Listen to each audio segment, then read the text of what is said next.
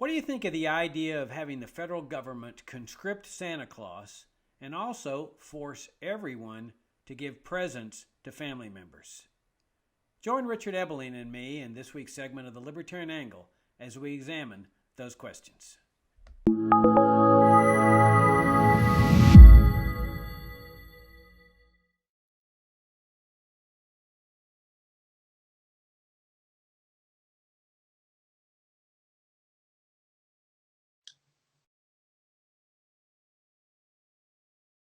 Hi, I'm Jacob Hornberger, president of the Future of Freedom Foundation, and this is this week's segment of the Libertarian Angle, the show that brings you the libertarian perspective on what's going on in the world.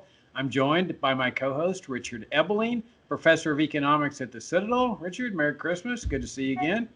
It's good to see you, and I want to wish you and our viewers and listeners a most Merry Christmas and Happy Holidays. And it's great to be back for another session before the holidays actually begin. Yeah, great to be back with you and with all our viewers and supporters. As I know most of you know, this is our end of year fundraising time. This is where we try to raise funds for our next year's activities. And first of all, I want to thank all of you that have already donated and that, of course, supported us over the 30 years we've been in existence. We couldn't do it without those of you that have kept us going. And we need you to keep us going for another year now. So if you haven't yet made a donation, I hope you'll do so. And if you already have, thank you so much. Okay, Richard, it's Christmas time, and the welfare status have finally convinced me. I just really think the American people need to be forced to be good and caring. I mean, isn't that what Social Security and Medicare and the welfare state are all about? They're all about saying you can't trust children to honor mother and father on a voluntary basis. You got to have mandates like Social Security. Same with Medicare. The whole welfare state is based on the notion that Americans have to be forced to care for others. So here's my proposal. I want to know what you think about it. That the government mandate that every family give each other presents. Okay? I mean, that will be the law of the land, that you have to give everybody in your family a present for Christmas. Because we know that you can't trust people to do it voluntarily. A lot of families, they're estranged. They're not going to buy each other presents. So this is a way that we can ensure that Christmas is honored in the proper way, where everybody's mandated to give presents to their family. What do you think? Well, I think that we need to go beyond that. I think we have to conscript Santa as a government employee. He will be interesting. He will be assigned the routes by the respective and appropriate bureaucracies as to which children have been naughty and which have been nice. In other words, which ones have shown diversity and inclusiveness, which others have been harmful and hurtful to others in their thoughts or actions or deeds. And on that basis, government Santa employee will determine the amount of redistributed toy presents from the nationalized toy industries. I think that is an excellent idea. As a matter of fact, that what it would also do is make the friendly skies more safe for everyone. Because, with government not controlling Santa's travels, there's no telling what can go on in the skies. There's airplanes flying everywhere. And then all of a sudden here you've got, a sleigh with reindeer and stuff. You could have very unsafe processes here. So with government conscripting Santa, then government can control the routes and the houses that he visits.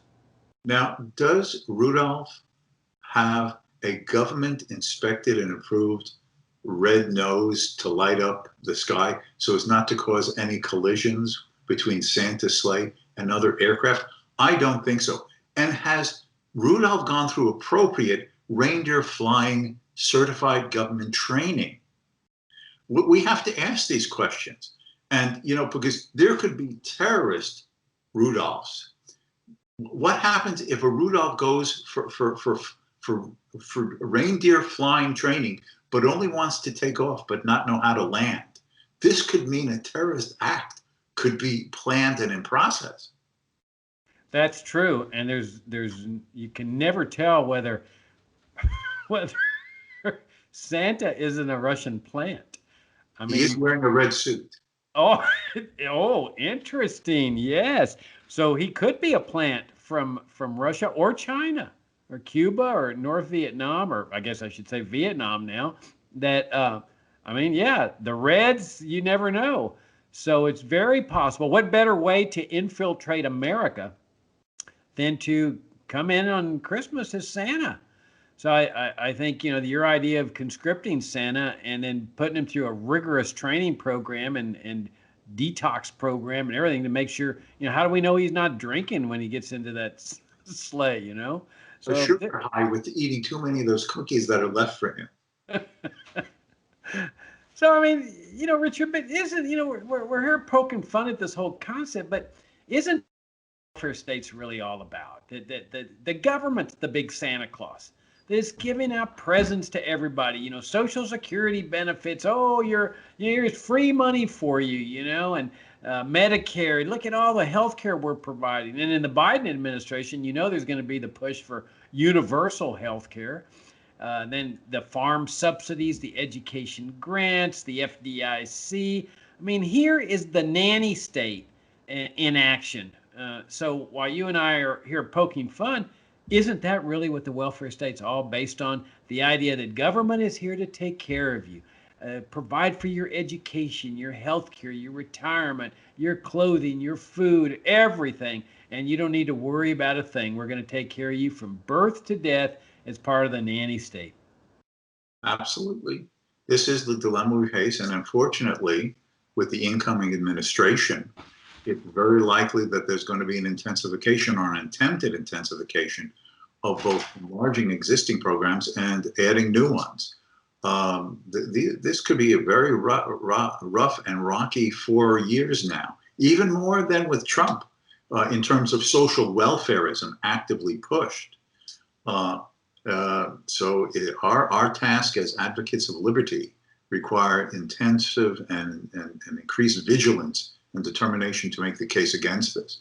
Because what is the premise here? And your idea of people being mandated to give Christmas gifts to each other. What is the underlying premise behind the welfare state? Is that people do not have the knowledge, wisdom, foresight, and discipline to plan for their own future and that of their family and friends that they care about.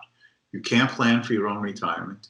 You can't plan for your own health care. You can't plan for your own education. You can't plan for your own job guarantee. You can't plan what wage you're going to earn. You can't plan how you can build a house and where and under what specifications. You can't plan to leave the country without a government permission in the form of a passport. Well, everything presumes that the individual is permanently an adolescent, a child who cannot make these decisions himself or learn how to, and that the government has to be there as the provider of all things. The worst part of this, or certainly a complementary element in this, is the fact that almost all understanding has been lost, that there was an era before the modern welfare state, that basically these types of redistributive programs, this political paternalism on an economy and society-wide basis, is less than 100 years. Were there government regulations and interventions in the late 19th and early 20th century? Yes, the beginning of those federal regulatory agencies. But the idea of government taking on the duty of redistributing wealth because individuals cannot be trusted or cannot be assured of a certain standard of living or managing their own affairs or others being philanthropic is only about 90 years old. It's the 1930s to the present. Before that, what you basically had, you had private charity, you had private philanthropy, you had religious-based organizations and associations looking over the needs of the less well-off, those who had fallen on misfortunes and bad times. In fact, one of the stellar aspects, if you look at the 19th century, Jacob, is that was the century of private giving. Hospitals, orphanages, schooling, support and retraining of people. And virtually all of this was done, certainly in Great Britain and in the United States of that time, through the private sector. These were considered the institutions of voluntary civil society. It strengthened people's character. It made people have a sense of responsibility for themselves. And in the non-coercive, non-compelled sense, a sense of a connectedness to others, a benevolence towards others, which the welfare state has taken away in two forms, may I suggest, Jacob, by siphoning off a good part of the wealth that would have enabled us to do private philanthropic and good works, and changing our attitudes where, well, I've paid my taxes. It's a government responsibility to provide retirement, health care, and education, et cetera, et cetera. May I suggest that by government taking over these responsibilities, by co-opting them, it has desensitized us and dehumanized us to that extent in the form that we are no longer having a wider sense of our humanity towards others, not as a sacrifice, not as a compulsion, not as a forcedness, but just a sense we're all human beings, and there's an empathy, there's a sympathy, there's an appreciation sometimes that there, but for the grace of God, go I when we see misfortunes on others. And that is part of the goodness of a healthy and ethical and virtuous society, having nothing to do with government, but by government siphoning off the wealth and cutting us off from our senses of connectedness and voluntary obligation and senses of duty, it has made us a less humane and good society. Yeah, I'm glad you brought up that 19th century paradigm. You know, we're living in such bad times when it comes to liberty. But the upside to this is that I think a lot of people are wondering what the heck's going on. I mean, you can't help but look around and see a very dysfunctional society in America. And I think one of the biggest signs of an unhealthy society is the suicide rate. I mean, the suicide rate among young people is just skyrocketing. You know, what's that all about? You know, you can kind of understand, I don't agree with it, but you can kind of understand why an older person would commit suicide. You know, he's been beaten down by his problems in life, all the bad things that can happen to a person in life, whether it's divorce or illness or death of a loved one or whatever. But when people are committing suicide at 18, 19, 20 years old, early 20s, makes no sense. I mean, this is when you're starting out in life. I mean, life should be looking like a great adventure for you. So that to me is a strong sign that something's really, really wrong with this society. And of course, you and I know what's wrong. You've got this massive welfare state way of life that is billed as freedom, and as well as the warfare state way of life. That's the other half of this thing. And kids are inculcated with the notion, this is a free society, this is a free society, be thankful. Thank the troops that you're living in a free society. All those deaths in Vietnam and Iraq and Afghanistan and the world wars, this is to protect your freedom and you're a free person. Well, you know, any psychiatrist will tell you what happens when you live a life of the lie, a life of unreality, and that's what Americans are living, except for libertarians. We've broken through to the truth. Now, what is that truth? Well, to understand what's happened to this country, it's important to go back to founding principles. And if you look at the founding principles of this country, some of them were bad: slavery, tariffs, and other things like that, land grants to the railroads, crony capitalism, government business partnerships. But there were some sound founding principles, and those are the ones we need to look at. The ones that say people have a right to keep everything they earn, and they decide what to do with it. So there was no income tax for more than 100 years. Imagine keeping everything you earn. I mean, it's just a phenomenal thing. And then you decide what to do with it. No mandatory retirement, you know, like Social Security, and no mandatory health care. Government wasn't involved in these things. Education, people decided for themselves. And what happened in this strange, unusual society, because this was about the first time this had ever happened, is you have this gigantic amount of wealth and capital that is now produced. People are saving money. Poor people are going from rags to riches, or at least to the middle class. So you end up with this great big pie of wealth, rising standards of living. America was the marvel of the world. And then the progressives come in and say, oh, look at this great big pie.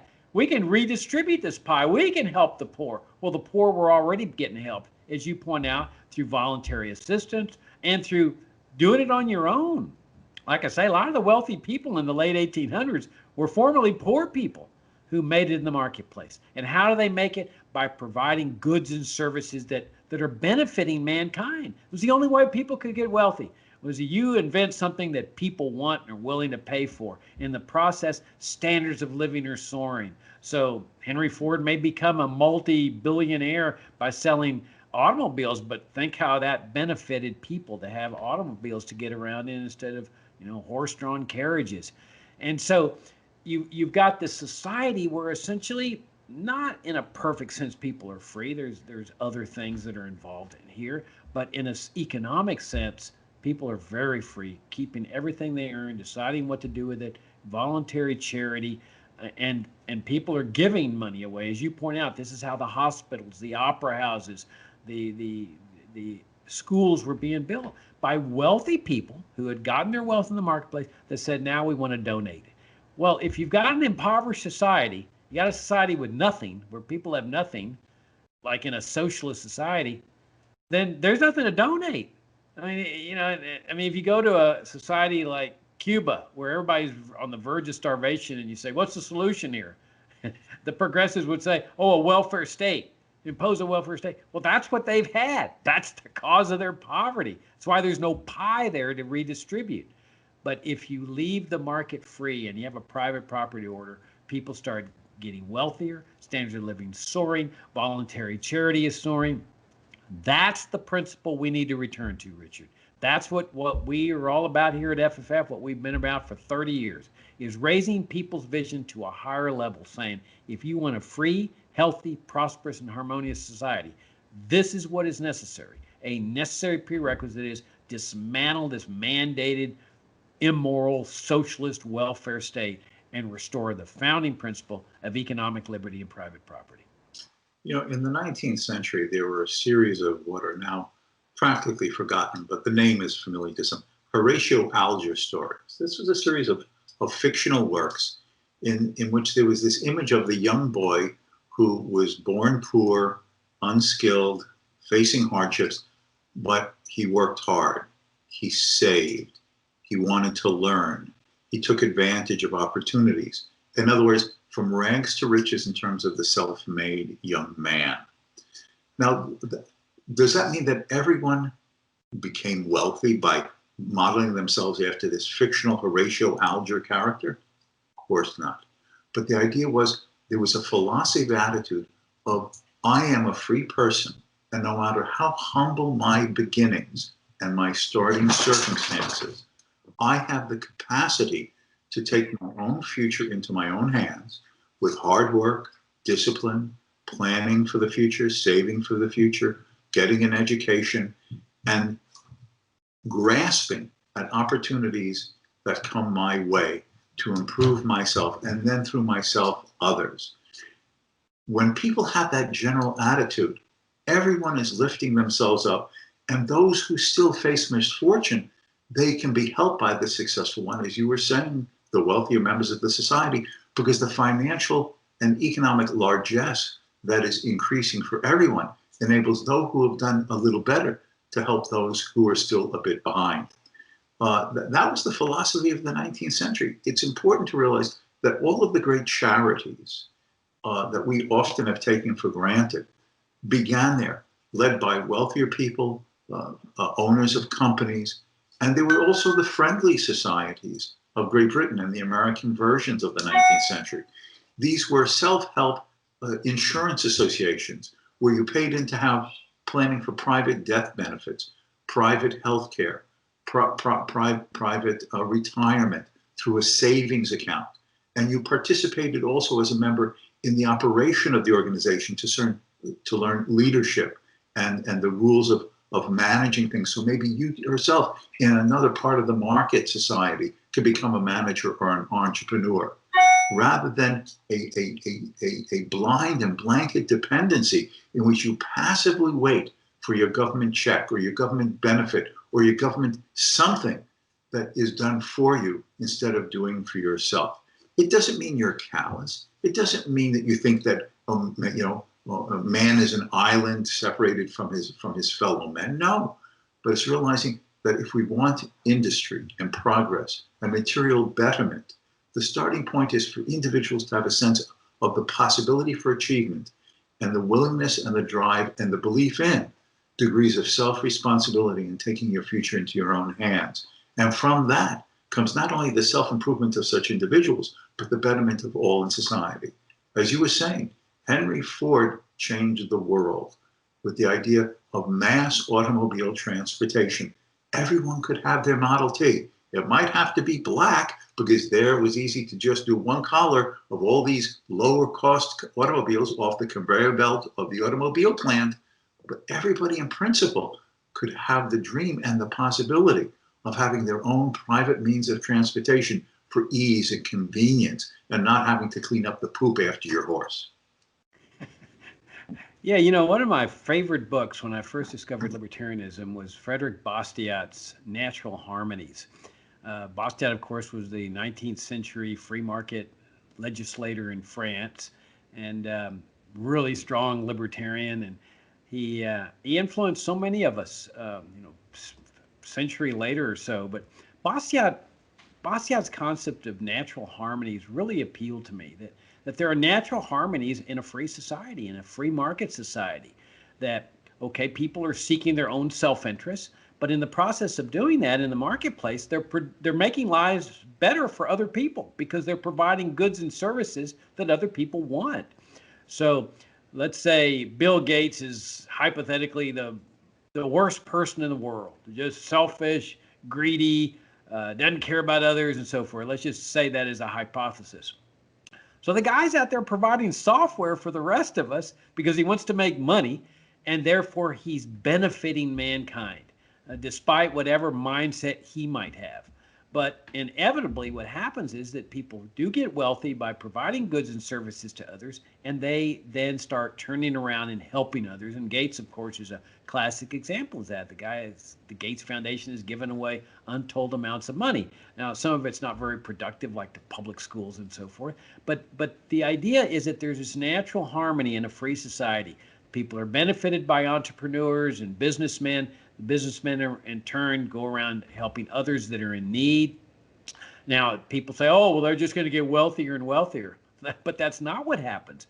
The pressure on a businessman or an entrepreneur is relentless in a market because there's always the possibility of competition opening up. And so there's been people that have lost fortunes, especially after the main figure passes away and the heirs don't know exactly how to run the business as well. But if you look at the Fortune 500, for example, of 20 years ago, the top 50 firms I guarantee you, there will not be very many of those firms in the top 50 today. That's the natural process of the market redistributing wealth. You either satisfy consumers by providing what they want, or you're going to go out of business. You're going to lose market share. So you have this natural harmony taking place where workers have a vested interest in the success of their firms. There's not a conflict or antagonism between an employer and employee. If that business goes out of business, those employees lose jobs. So they want that firm to succeed. They also want other firms to succeed because when other firms are succeeding, then they start competing for workers, and that's what drives wages up. And as people accumulate wealth, they save money. That provides capital. Businessmen go in and borrow that capital. They get a new tractor that makes the workers on the farm more productive. More productivity means more revenue, higher standards of living for everyone, higher wages. So that's the thing that I think it's so important to emphasize to people when people have gotten such a bad idea of what economic liberty is about in a society based on free markets and private property, in public schools, state-supported colleges and universities, when actually it's a beautiful system, a system of natural harmony. The rather well-known economic historian Deirdre McCloskey has just come out with a new book that she has co-authored. And the title is very provocative. The title is "Leave Me Alone and I'll Make You Wealthy." That's great. Now, what is meant by this? Well, it's basically what you were saying. The idea is that if you leave individuals alone to plan their own lives, guide their own lives, choose how best to pursue earning a living, in the market economy, there is only one way that you can earn the income for your own needs and perhaps make yourself wealthy, and that is serving your fellow man. This is what Adam Smith meant by that system of natural liberty. If there are individual rights to life, liberty, and honestly acquired property. If the institutional rules of the game and the ethics of it say that you cannot interact with others to get what they have that you desire, other than based upon voluntary agreement and mutual exchange, and if we have some degree of a division of labor in which you're dependent upon the productions and the specializations of others to get all that we want and need and desire, then this now means that the only way I can get what you have that I want is to devise creatively, innovatively, intelligently, thoughtfully, a way of making a product or providing a service that you and others will value enough to pay me a salary or a revenue or a profit sufficient to cover my expenses and still walk away with something in addition to it. So in other words, that free society of if you leave me free, I'll make you rich. The institutional order of voluntary exchange means I become wealthy by satisfying more and more and more of you. Did Bill Gates start out rich? Did Steve Jobs start out rich? No. Did Andrew Carnegie, the uneducated boy from Scotland who founded US Steel after he came to America as a young person, did he start out rich? No. They started out people who were extremely modest in their educational or family or economic situations, but they had an idea and they saw a way to fill a niche in the marketplace. And filling a niche means, what is it that I can do to make people's lives better, more convenient, more easy, prosperous? And by doing that, I will earn income from them, not through force and fraud, but by exchanging that which will improve them, that they value enough to give me all the dollars that a dollar from him and a dollar from him and a dollar from him that have improved their lives in some little or great way. It adds up to the millions or even billions of dollars that I will have earned. But not one of those dollars has been acquired immorally or unethically. Something has been offered of free and voluntary exchange that others considered of worth enough to pay the price being asked. Otherwise, they would have not given those dollars over to the seller. A mutual gain from trade, a positive sum game that has raised all boats and has eliminated poverty in the world. In fact, before the coronavirus struck, the international organizations that collect all these statistics said that less than 10% of the world's population, that is less than 10% of over 7 billion people, any longer lived in what would be considered poverty. That means that well over 6.5 billion people have been raised out of poverty, some sooner, some more recently. Now, they say that the lockdowns and the shutdowns due to the coronavirus governmental response has pushed hundreds of thousands of those back into poverty, unfortunately. And they'll have to climb out of again once the controls are fully lifted and government gets out of the way and society returns to some normalcy. But how can it be that all of those billions of people are out of poverty? It's the principle and the working of that simple rule. Leave people alone to peacefully and honestly pursue an income as they see best. They will make you rich, because the only way they can become rich themselves is by making your life better through the interactions of the free market. Yeah, you hit a profound point that Americans really discovered how to end poverty or to significantly alleviate it. I mean, that's what happens with rising standards of living. When there's rising standards of living, everybody's benefiting from this, including the people that are helpless, because now there's a lot more money to donate to foundations to help those people out. Absolutely. And so America's discovered that. Now, what's the point of having shows like this and books like you mentioned and articles and op-eds and so forth? Well, Victor Hugo said there's nothing more powerful than an idea whose time has come. And you never know when that idea has arrived, when it grips the critical mass of people within society. That's what totalitarian regimes always fear, that idea then sweeps across society and grips people's hearts and minds. And then all of a sudden, anything can happen. Gigantic shifts in history have taken place. And so that's what that's what our methodology has been at FFF for 30 years, is that you present this principled and compromising case so that people know what freedom is, when it's clear what freedom is, what are the prerequisites. And then if one of these days people, a critical mass of people say, yeah, okay, I understand how all the suicide rates and why the society is so dysfunctional with all these acts of violence and so forth. It's because you've got a dysfunctional political and economic system. But if we go back and study our founding principles, the good founding principles, and we move America in the direction of those founding principles, and you get rid of all this socialism, interventionism, and militarism and imperialism, then all of a sudden we're talking about what you've been talking about here is soaring standards of living, a harmonious society where people are benefiting, where everybody's benefiting, but it's all on a voluntary basis rather than government coercing people. I'll just add to this, since our time I know is reaching an end. As Jacob said at the beginning, this is the end of the year and it's a giving time.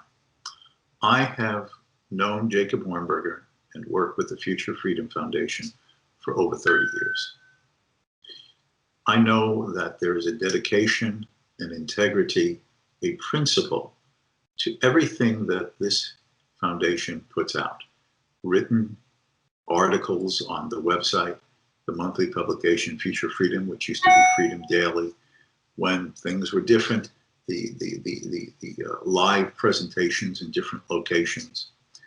And it is a case that is made at the Future Freedom Foundation for a principled and consistent and integrity-based defense of individual liberty in each and every one of its sides and facets, which is the dream that our founding fathers in America had, but was left incomplete and has been partly reversed tragically because of the rise of collectivist ideas over the last century or so. But as the famous Austrian economist Ludwig von Mises says, trends can change. They've changed in the past and they'll change it again. What is necessary are people of determination and integrity and courage to fight for the truth. The Future Freedom Foundation is one of those warriors for liberty. And the president of that foundation is a man of integrity in espousing it. So as you're thinking of end of year giving and helping to advance liberty, I sincerely hope that you will not forget the Future Freedom Foundation. Oh, that's very kind, Richard. Thank you very much. And the fact that you were with me in the very beginning. I mean, you were writing articles as the Vice President of Academic Affairs for FFF in January 1990, our very first issue of our monthly journal. Makes it even more meaningful. So thank you for those words, and thank you all for tuning in, and thanks for your great support. Again, if you haven't yet donated, we greatly appreciate your support. Just go online and you can donate there or send us a check. The address is there at our website at fff.org. And subscribe to our YouTube channel and give gift subscriptions also to your friends to our monthly journal, Future of Freedom. On that note, Richard, greatly enjoyed the show as always, and thank you all for tuning in. And we're going to be skipping next week, and we'll see you the following week.